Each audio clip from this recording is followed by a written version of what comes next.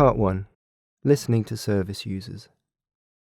I was diagnosed with emotionally unstable personality disorder, psychotic episodes.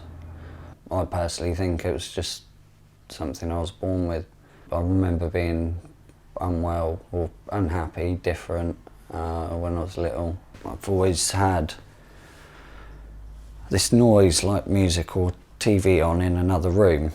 So if I'm talking, sometimes I lose concentration because I'm listening to what's going on, but that's not a noise that's not there. I think the NHS is wonderful,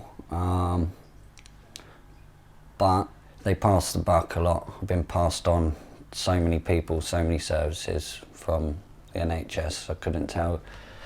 And so my week just be full of just appointments, seeing different people. There wasn't really any structure, and it was just sometimes false hope and more medication, sometimes really horrible medication. I have nothing nice to say about the DWP. I'm hoping to be back in paid work this year.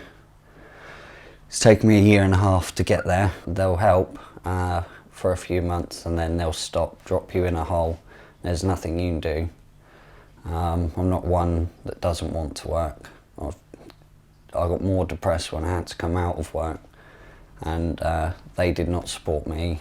They haven't supported me. They've dropped me in a hole. They've made me unwell. You're 5 minutes late for an appointment, everything stops.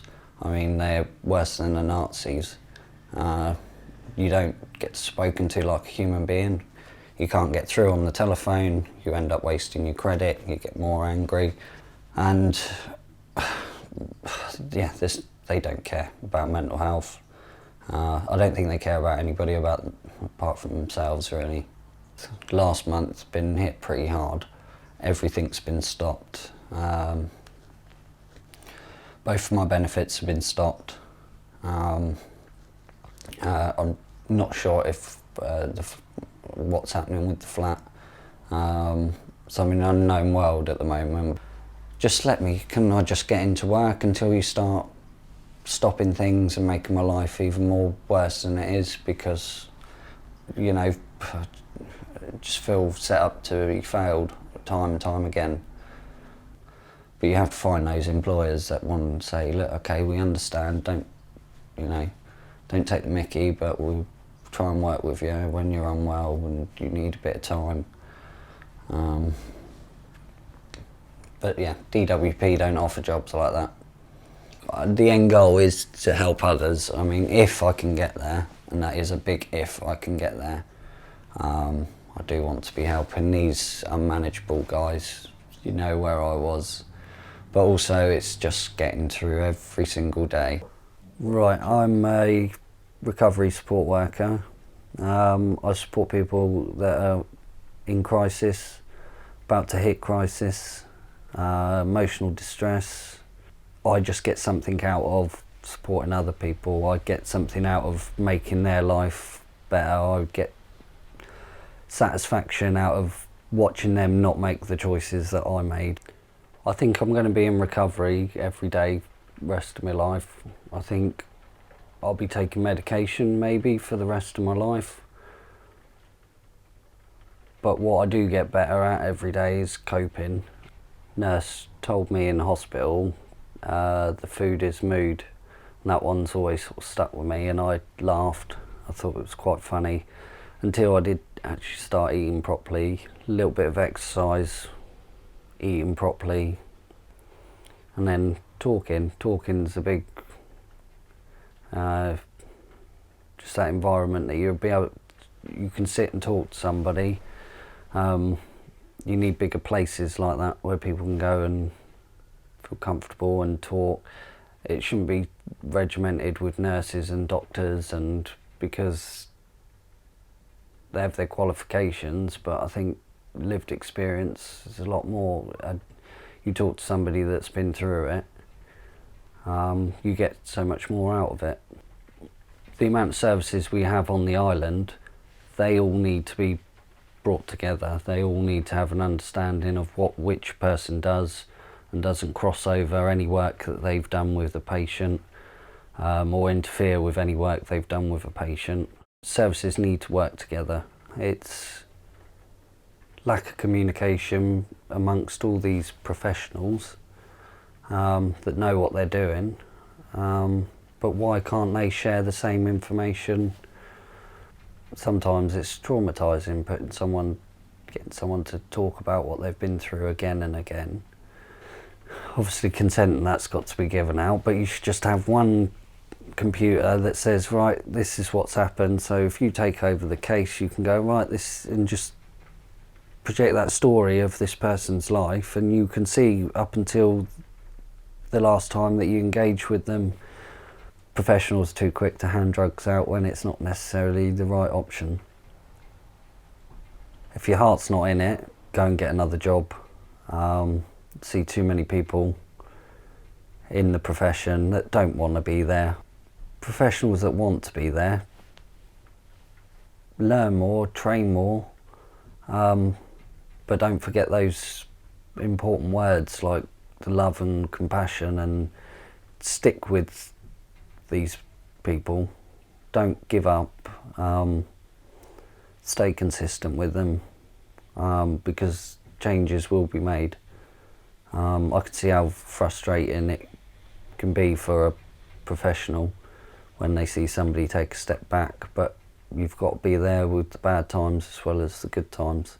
Life's so much effort on a depot where you can't think, let alone move.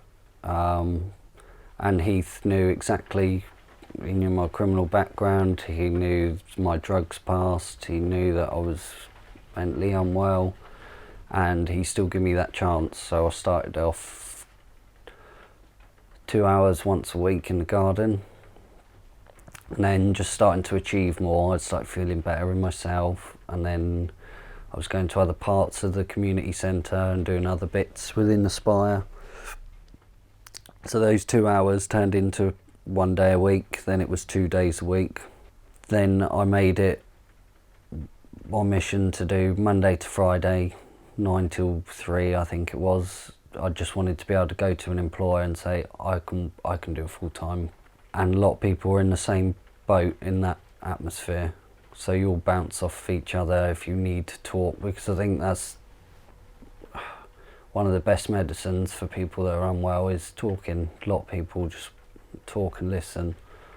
But if it wasn't for voluntary and that community sort of interaction, I wouldn't be back at work, I wouldn't be who I am today. But the biggest turning point was when SIM came into my life. SIM is Serenity Integrated Mentoring. My behaviour used to get me into lots of trouble. I could end up in a cell, I'd end up in hospital, and where everyone had sort of give up, and they did use the word unmanageable, that's when they decided to put a police officer in my care who has an understanding of mental health, and also she set those boundaries. And I was so angry when she first came, and it was part of my care. You'll be seeing me once a week. I didn't like her, I told her I didn't like her. My behaviour still carried on, I was still getting unwell, but I'd wake up in the morning, whether it was a cell or hospital, and my SIM officer would be there, and I'd get a bollocking. But then that day was done, we'd start again. So after a couple of months, I think I realised that she wasn't going to leave me alone. So I began working, and then we looked at behaviour. We looked at where she had an understanding of my mental health as well. I could sort of get on. The respect grew, the trust grew as well, because especially on the island, you've got 50,000 services that want to be part of your care, but then they clear off after a couple of weeks or a couple of months. But Sim stuck there all the way through. But then what I saw 15, 16 years of a waste of life. My policeman friend said, well, you can take that bad 15 years, turn it into something good.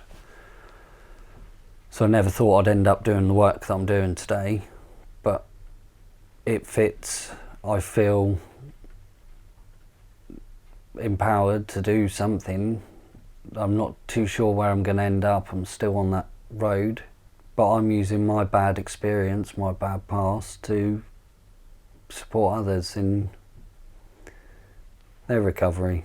My mother was very ill throughout my childhood. She had diabetes, and she had diabetes-related illness. So she went blind when I was 4, and her kidneys failed when I was 8. So I used to always try and be a quiet child so as not to stress her out. I was 10 when I moved down here, yeah. And my mother died when I was 11, a year after we moved down here. So yeah, that started a lot of my mental health problems, really, I think, yeah. So I was born in Woking, so I had up there, I sort of was quite settled. But then when we moved down here, I didn't fit in so well, and yeah, I felt like an outsider down here for a long time. And I was you could call it bullied. They call it bullying by exclusion rather than, actually people beating me up and stealing my dinner money and things like that. But it was more like, I was just treated like an outsider and wasn't accepted into the social circles. Girls are just like that. Teenage girls are like that. 1 week they all decide they don't like one person, and then the next week. But at the time when you're that age, it seems like it's the whole world. I first got anxiety and depression badly when I was a teenager. I was about 13 when I was diagnosed, and I attempted suicide when I was 13, because it's a very for a place that's a holiday destination and you'd think there's a lot of activities to do, there actually isn't a lot for young people to do, unless you like you say, you come from a family that have enough money to pay for you to do extracurricular activities. There isn't a lot. We have a lot of social deprivation down here, and people don't realise it. People think that, the rest of the country thinks that it's all rich people with holiday homes or, people making money off tourism. But actually in the winter, this is a really bleak place to live, and there's not much work, and, it is a depressing place. Even though it's a very beautiful place and there is a lot of good stuff happening down here, there are a lot of people who get forgotten and who people don't like to admit even exist. I'm supposed to be starting EMDR therapy and trauma work. It's eye movements, it's to do with your eye movements. And with post-traumatic stress disorder, it can help you stop the nightmares. It has apparently had really good results with a lot of people. They put a lot of faith in cognitive behaviour therapy when it first came out, because it's really fast to train someone to do that as well. You only need a 2-week course to be trained to do cognitive behaviour therapy, so it's quite cheap.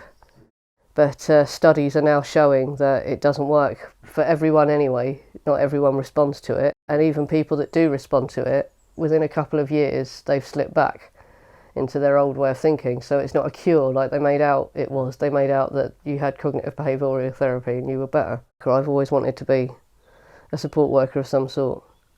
And but the thing with being a support worker is you have to be a certain age to be able to do it, because you're working with people like someone who's 26 or 27 doesn't want a support worker who's 18.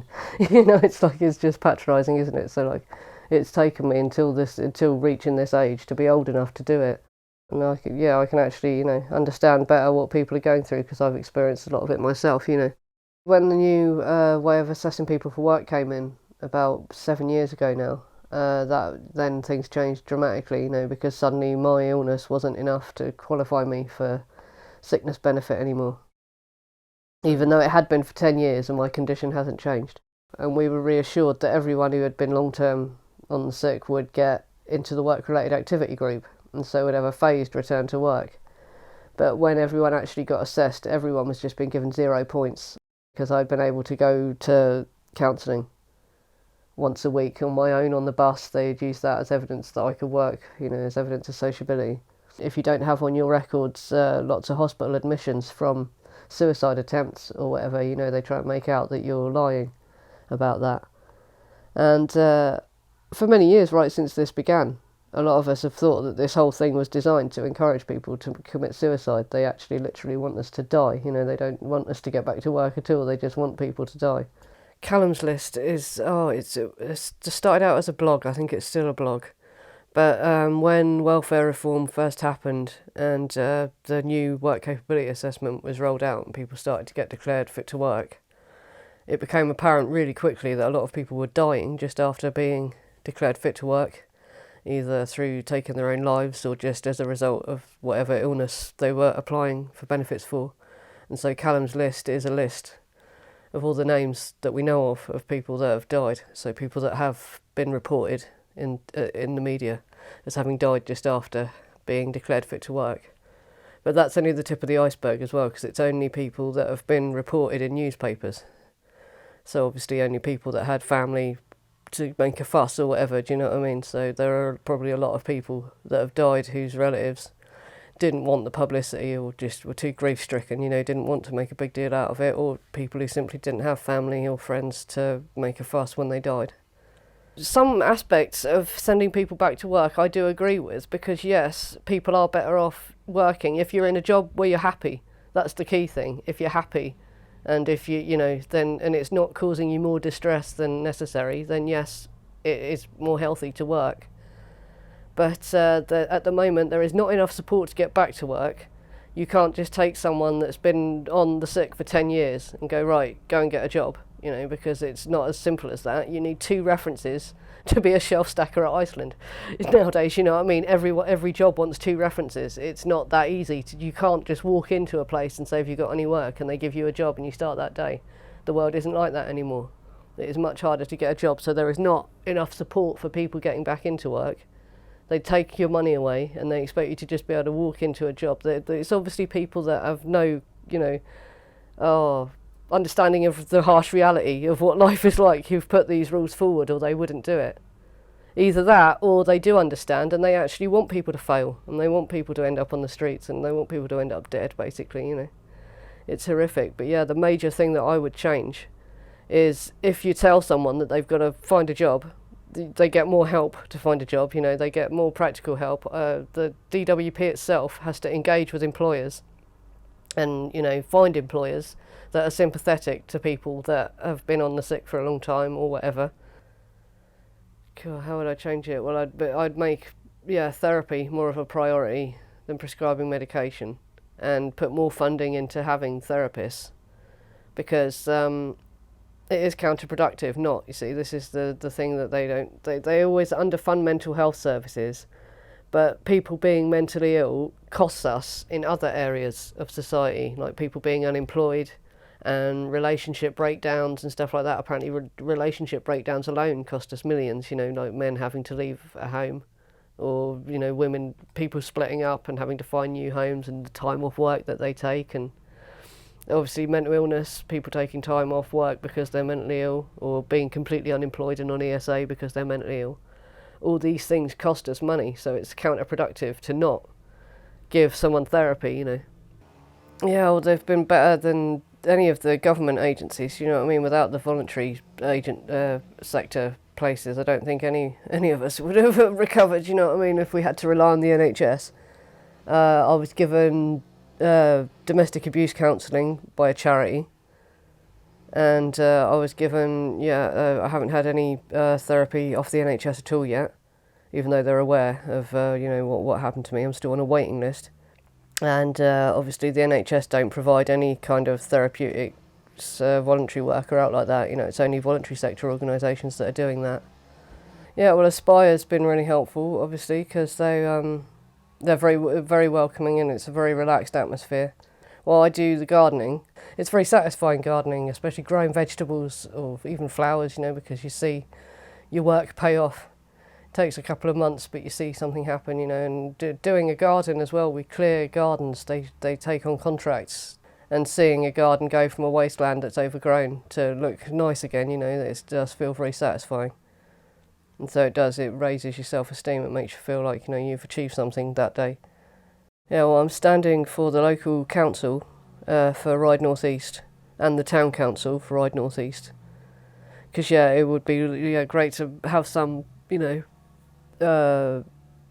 more influence over the council and how, what services it provides for mental health I was a registered general nurse for 20 years before I got really ill.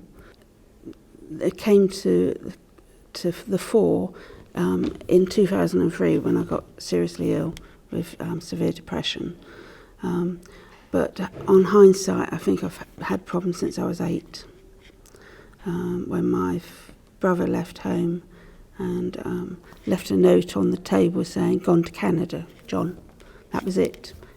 No prior warning, nothing. Yeah, the main event for 2003 was the fact that I'd been in a very difficult relationship with my husband. Basically, it was a difficult time, and then he did something that I couldn't forgive him. That was when I decided I needed a divorce, I needed to get out of there. The main one that they always go back to is severe reactive depression. Yes, there has been borderline personality disorder. There's been quite a few, to be honest. And every time you see a different consultant, you seem to get another one attached. So, well, I got admitted quite quickly when I first got ill in 2003. New Year's Day, in fact, I was admitted to 7 Acres, and I was there 7.5 weeks. I'm currently on antidepressants, mood stabilisers and antipsychotics. The antipsychotics is more for the fact that for the last 14 years I've had a lot of suicidal thoughts. Haven't luckily acted on them, but come very close. I'd done a bit of mindfulness in one group I was in at Chantry House. That was quite helpful, and it's like all these things, if you take it away with you and actually practice it, you can then implement it into your life. I've had 3 lots of psychotherapy. First 2 didn't really get off the ground, but I had psychotherapy last year, lasted a whole year, and it was very good. So whether I was in the right headspace, whether it was the right person that I was seeing, we did get on quite well, and he was very good at explaining everything so I could understand. I also had EMDR last year during the same process, and that's where you watch the flashing lights on the bar. Makes you think it's a bit silly at first, but I have to say it worked for me, so I'd recommend it. You know, I did have CBT for a while, but couldn't get on with that at all. I've been so depressed that they've threatened me with ECT at least half a dozen times now, each time, because I saw it being done back in the 80s, which was probably more barbaric than it is today. But I've still got that image in my head, so I can't go down that process of allowing that to be done to me. So I've always refused. Luckily, they can't force it upon you. There are still places in the country that do it, like the island. There are also places in the country that don't do it anymore and totally stopped. Absolutely. It's such a barbaric mechanism, it really is. And it causes things like memory loss and that, although they have tried to persuade me it doesn't. But I've known several people that have had problems. So that's another reason I'm not going down that route. I think within the mental health service there are a lot of problems. I also think there's a lot of people, CPNs and things, who are genuinely trying to help, but they've got more pressures, higher workloads. Of course, the more workload you get, the harder it is to get the job done how they would like to do it. On the whole, they're genuine and they want to help. I do, however, have some issues with some of the systems. I think this whole structure needs to change, to be honest. I mean, every time you change consultants because they retire or they move on or whatever, you get a new one, or you see an understudy because the consultant's too busy for you that day. You have to go through the whole story for them to get a full understanding of what's happened.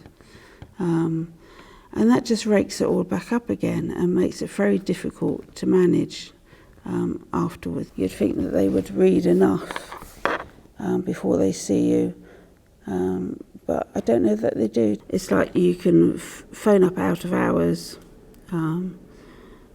overnight, which I've done many times, and you either get one or two responses. You either get someone that wants to talk to you and is quite willing to chat for a little while, or you get someone that says, listen to the television, play the radio, take a bath, which is a very common one, and they basically don't want to know.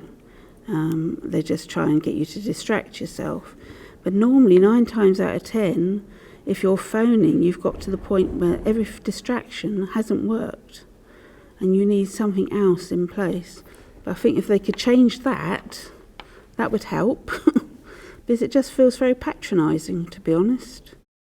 And that's not what you need when you're in crisis or feeling so low that you just want to end your life and everything else. There's a lot of people with mental health issues that are extremely intelligent. They don't want to be talked down to. They don't want to be patronised. Just treat them as everyday human beings, as if you would your mum, your brother, your sister. You know, they just want to be treated fairly. Yeah, I've been going to Key House particularly for 14 years. On and off, mainly as a peer, and then I started going back to Key House and volunteering, basically teaching art, sculpture, that sort of thing. And then I got involved with doing my award in education and training whilst I was there, which was very good for me. It meant I could teach adults over 19, and that's what I've been doing since. It's extremely therapeutic for me. It makes me actually do some artwork, and that helps me to relax and chill, and it just helps you switch yourself off a bit from the outside world, your worries, your anxieties, and just makes it easier to be able to cope. I know for me, I can't hold down a full-time permanent job. So anything I take on has to be part-time.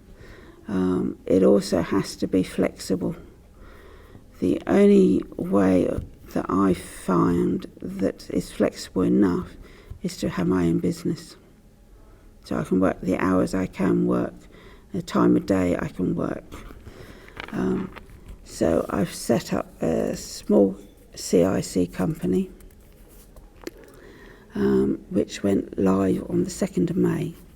So I thought, I'll be honest, I'll let them know what I've done, because obviously, hopefully one department talks to another and they would find out anyway.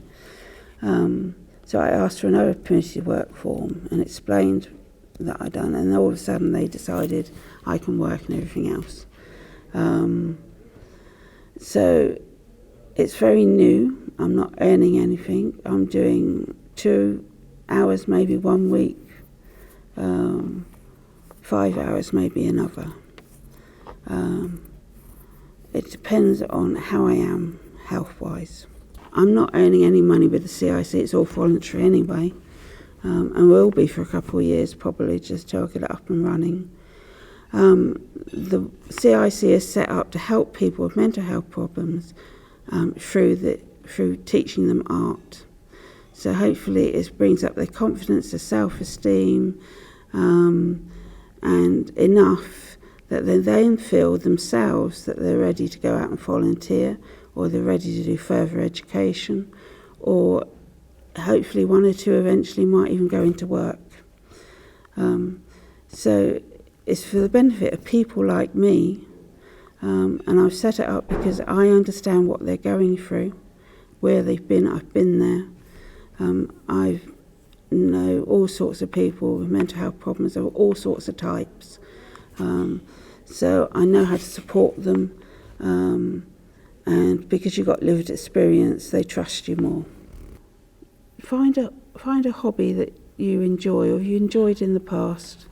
Give it a go again, whether that's art or for photographing, or whether that's going fishing or whatever.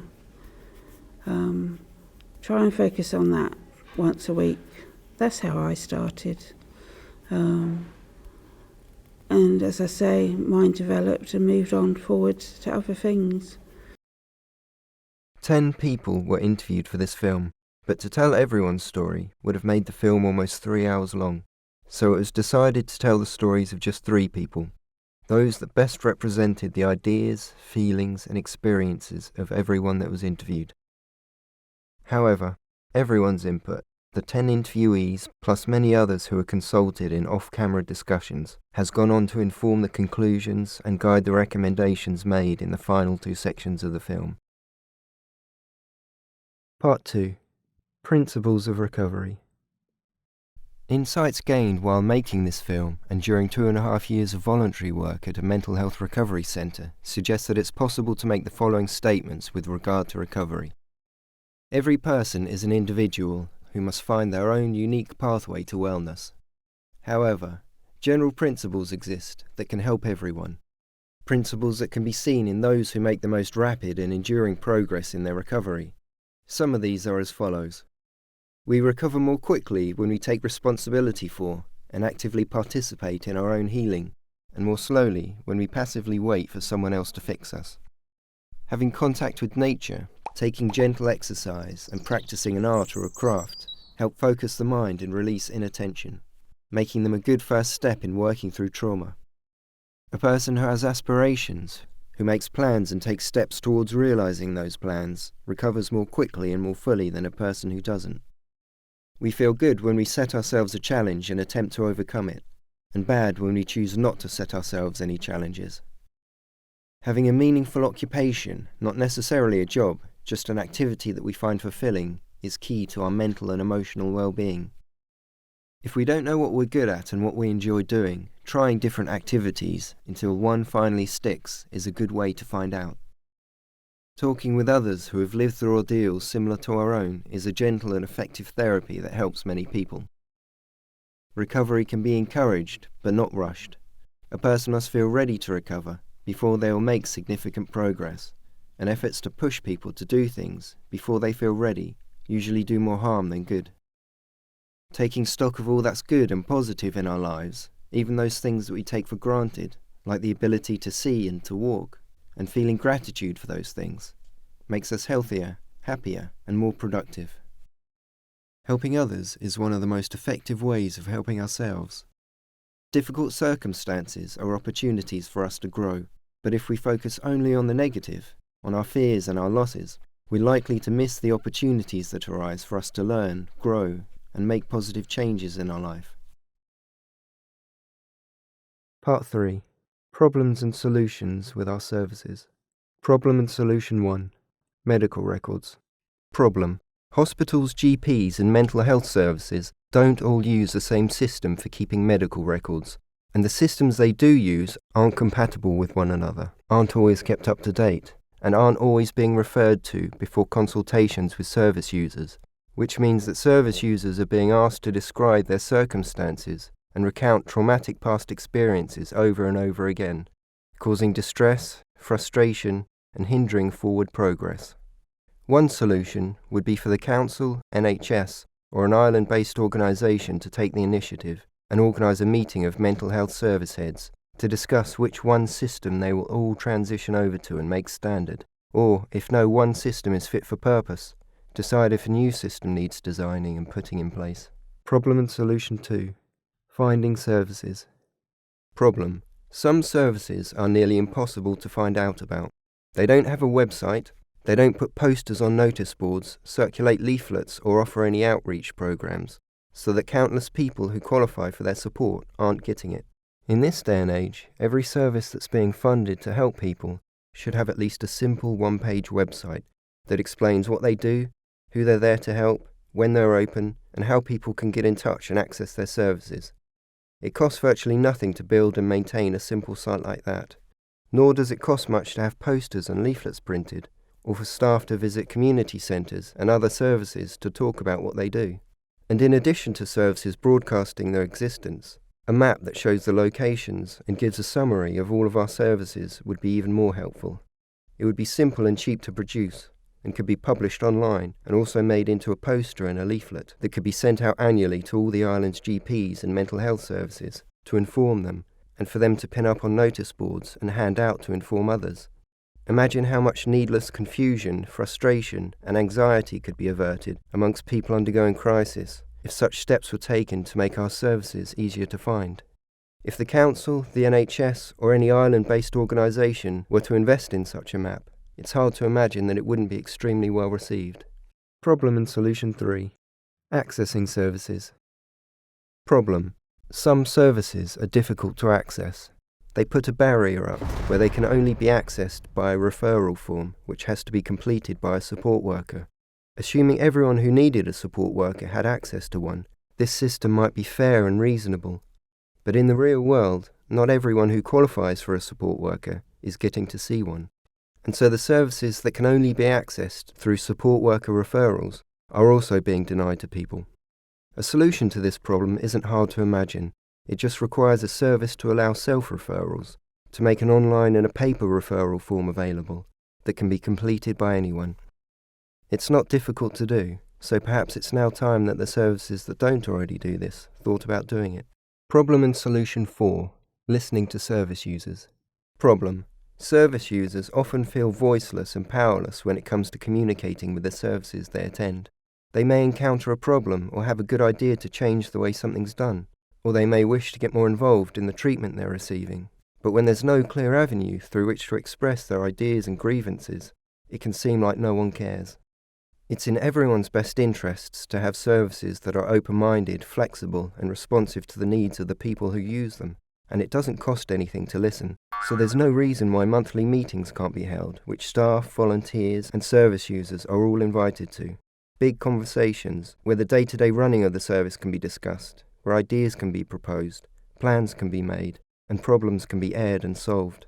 The solution is that simple, to start having monthly meetings that everyone's invited to. A solution that would make a huge difference and cost nothing to implement. Problem and solution 5. The range of therapies. Problem. The range of therapies currently available to mental health service users on the island is extremely limited. We rely largely on medication, which most healthcare professionals will agree isn't a magic bullet. 3 solutions have come to light during the making of this film. An ambitious solution, a more modest solution, and an extremely simple and cheap solution. The ambitious solution would be to establish at least one new recovery centre on the island. A building near a green space where people could walk and practice gardening, that had rooms that could be used for art courses, socialising and self-help groups, mindfulness and relaxation, for designing recovery plans and undertaking community projects and career training. This would obviously require a building and at least 2 full-time staff members, plus a number of volunteers. Staff and volunteers who should be sourced from amongst the service users themselves, with a team of trustees to ensure things run smoothly. It could be founded as a charity and could raise money through grants and donations, and through taking on paid commissions in the community, like Aspire and Ride, who build countertops and furniture for bars and shops, and renovate and sell bicycles, and have a cafe that's open to the public. But even without such centres, there are more modest solutions that could be put in place right now, if we just made better use of the resources that we already had. There are rooms in buildings that remain unused most of the time, and tools, computers and art equipment that sits idle. Even just a table and chairs in a room could be the basis for a support group or a classroom. It just requires a little thought. The initial impulse for such an initiative would need to come down from the managers of our services. They needn't do it all by themselves, but they could take stock of the valuable spaces and equipment that they've been entrusted to manage, and encourage their staff, volunteers and service users to get creative and think up new uses for those spaces and tools. They could help them to print out posters to promote their idea, and raise little pots of money for materials or just tea and biscuits. And a third and even simpler option would be to allocate a small budget to bring in independent practitioners for a week or 2 to give service users a taste of different therapies. Therapies that might include reflexology, acupuncture, recovery planning, a paper-making course, a plant identification walk, exploring a wide and varying range of activities that involve relaxation, socializing, creativity and gentle exercise. Problem and solution 6. Long waiting lists. The problem of long waiting lists hardly needs explaining. There's a much higher demand for support, for therapies and support workers, for example, than is currently being supplied. It seems there isn't the staff, the funding, or a universal admin system in place for recording service user information and arranging appointments. So phones aren't always answered, messages aren't always returned, and information isn't being processed as fast as it should be, which means that people are being bounced between services, getting lost in the system, and waiting months for help if they receive any help at all. One solution would be to reach out to the people who are on these long waiting lists and explain to them why it's taking so long for them to receive support, and ask if they'd like to step forward to help solve the problem.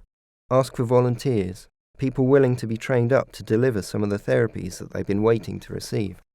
Lived experience is one of the best qualifications a person can have to be able to empathise with, understand and treat mental illness. And mental health service users often have knowledge and skills that could be passed on to others. Many also have time on their hands and are socially isolated and would love the opportunity to do things like socialise, undertake training, help others, and push themselves outside their comfort zone, and perhaps even take the first steps on a new career path. And the training, if delivered conscientiously, would serve as a therapy in itself, helping those involved to develop self-confidence as well as teaching and communication skills.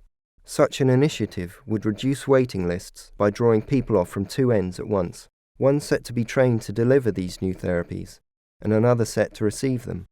After several months, the initiative would become largely self-sustaining. The first generation of volunteers would be able to train the next generation to deliver their own courses and manage their own groups, and they themselves might go on to become paid staff or independent therapists, or onto other things entirely, using the opportunity as a springboard on their path to recovery. With such a constant influx of new and varying skills and interests, and a progression of people participating in and then leading these groups before going on to other things, a wide and ever-changing program of therapies would become available, drastically reducing waiting lists. The problem would have been turned into the solution. And what would it take to set such an initiative in motion? The use of rooms in buildings that are currently left unused for much of the time, a couple of laptops and a printer, a couple of permanent staff members and a small amount of funding for operational costs. It could be trialled on a shoestring budget, a drop in the ocean when compared with the cost of processing the many people on waiting lists in the traditional way. Problem and solution 7. Training in self-employment. Problem. While people are often happy with the idea of returning to work, if there's no training or jobs available in their chosen field, and pressure is put upon them to take a job that has little or no bearing on their skills and aspirations, then it often leads to anxiety, depression, and a relapse of their mental health problems, returning that person to square one of a crisis state, where they re-enter the mental health system and require intensive and costly support. A pattern which can happen over and over again because there's no off-road to escape it. A problem that could be solved by the founding of a new organisation that was tasked with connecting disadvantaged people with the training and grants needed to either achieve self-employment or establish a social enterprise as part of a team, planting seeds that would create jobs in new niche industries and encourage social and economic regeneration on the island. It's been done before elsewhere and with great success. The Jericho Foundation in Birmingham, for example, which is a thriving hub of small social enterprises, managed and staffed by disadvantaged people. So perhaps it's time you stopped lagging behind and started exploring progressive new models. Problem and solution 8. Benefits. Problem. People with mental health issues are extremely anxious about going back to work because it means having their benefits stopped, and if they should relapse at any point after returning to work, there's no safety net to catch them. They'd have to reapply for benefits again from square one, which involves filling out a 62-page form, attending capability for work assessments, and existing without an income while their application is getting processed. And there's no guarantee that their application will be successful the second time around. People can suffer from severe anxiety, run out of money for basics like food and paying bills, run up debts and risk being evicted, and all this while in the midst of a relapse. This would seem to be a problem for the DWP to solve, and they could solve it if they provided a benefit safety net whereby, for the first 12 months after returning to work, if a person with mental health issues should suffer a relapse, Their benefits would immediately, and with no questions asked, be reinstated. But this could also be solved at the local level too. It would just require the council, or a forward-thinking charity to take the initiative and set up a program that offered just such a safety net. It could be funded in a number of different ways, perhaps in part by the council and the DWP, who would both gain financially from such a program. In fact, it seems reasonable to suppose that by funding such a program, the council and the DWP would actually save a great deal of money in the long run, by giving people who might otherwise have remained on benefits for years, or even for the rest of their lives, the confidence to try going back to work. Problem and solution 9. Environmental stress. Problem.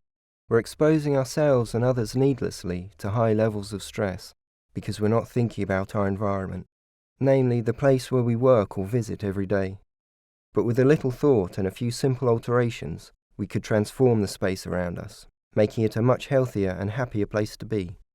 Slamming doors, shrill alarms, flickering neon lights, and a lack of oxygen due to poor ventilation are a few of the biggest offenders, causing symptoms like headaches, anxiety, irritability, and drowsiness. Staff must either grow a thick skin and become desensitized to these factors, or else suffer from them every day. And as for service users, who are often hypersensitive and anxious to begin with, they can be deeply disturbing. But there are simple solutions to these problems, which begin when we study our environment with fresh eyes and ears and think about how it makes us feel. If shrill alarm signals could be changed for softer tones that still got the job done, that would be a step in the right direction, helping to prevent both staff and service users from remaining perpetually on edge. If slamming doors could be dampened with a strip of adhesive foam or a hydraulic door closer, that would also help. Neon light bulbs, while being cheaper to run, produce a blue-tinged light that flickers due to the alternating current that they run on. Flickering lights are known to cause headaches, and they're so bright that they fool our body into thinking that it's always daytime, even at night when we're supposed to be relaxing and preparing to go to sleep. So if we can change a few lights at strategic locations where we spend a lot of time, for the old incandescent type, and if possible use a dimmer switch, that would be another step that makes our environment more healthy. And if we made a point to open windows to ensure a steady flow of air, that would help to prevent headaches and drowsiness. These are some of the worst offenders, but other factors matter too. Having bright open spaces with furniture placed in rows makes for an institution, an environment that can make people feel tense. But by adding colour, partitions, and a few beanbags, that space could be made far more welcoming and relaxing. Problem and solution 10. Caring for staff. Problem. We're not looking after mental health staff as well as we could be. For proof, we just need to look at the incidence of work-related injuries, absenteeism, the number of bank staff that need to be brought in, and the high rate of staff turnover. It's clearly a demanding and stressful job, and while we've been focusing on providing care and a safe and healthy environment for service users, we've not been quite so focused on caring for the caregivers, those who endure these difficult conditions and interact with people in crisis every day of their working lives. Yet a simple solution exists right in front of us. Why not provide therapies for staff as well as service users? Reflexology and acupressure, mindfulness and contact with nature, or just peer support groups? How much stress could be alleviated, and how many staff members retained if we made 40 minutes therapy part of their daily routine? It would require extra staff to cover the gaps in people's shifts, but the cost would be offset by the fact that fewer costly bank staff would need to be brought in. It would make the island a progressive innovator in staff care, and calmer and happier staff would help to create an environment more conducive to recovery, benefiting the service users too. Problem and solution 11. Box ticking. Problem. Some organisations are becoming increasingly obsessed with box ticking to secure funding at the expense of service user care. The focus of their work has shifted away from the people on the ground that they're being funded to support and onto administration. Activities like data entry, form filling, ensuring compliance, writing reports, training staff. Necessary activities, but when they don't leave staff time to care for their service users, something has clearly gone wrong. In terms of finding a solution, we might look to the managing bodies of these organisations, and also to the organisations who fund them, like the National Lottery. The root of the problem seems to be the way success is being measured. Everything seems to be based on numbers, namely, the number of people that are processed each year. When you're financially incentivized to get as many people through the books in the shortest possible time, you can perhaps see how organizations can lose their way. The less time they spend supporting each person, the more people they can process, and the more successful they appear to be, creating a clear conflict of interests. This criteria for measuring success oversimplifies and dehumanizes the process of caregiving. It completely ignores the quality, depth, and long-term effectiveness of the support that's being provided, and it's oblivious of any secondary benefits that ripple out into the community. When the managers and trustees admit that they've lost or are beginning to lose their way, and raise their concerns publicly and take them to the National Lottery and to other funding bodies, then perhaps we can get some more nuanced criteria put in place for measuring success. Reports made by funding reviewers, for example, who take into account everything: the depth of support given, its long-term effects, the benefits that ripple out into the wider community. All this information may ultimately be synthesized into a number, a success rating, but this rating would bring human discretion and common sense back into the equation, and the process of funding would become less about box ticking and meeting targets on paper, and more about delivering the best possible care to the people on the ground. Problem and Solution 12. Turning words into actions. Problem: people saying all the right things, and then not following through with actions, so that no matter how many meetings, reviews, and consultations we have, they often fail to translate into tangible results. It's obviously easier for us to say we'll do something than to actually do it. But if we're to lift the island from the bottom of so many tables for things like suicide, social deprivation, and poor mental health care, then we're going to need to change the way we do things. We're going to need to form the habit of keeping our promises, following through on our commitments, and doing the work necessary to effect positive change. Not occasionally, but always. Not tomorrow, but right now. If we took that approach, we wouldn't just fix our broken services, we'd raise them up, making them centres of innovation that break new ground and lead the way in mental health care.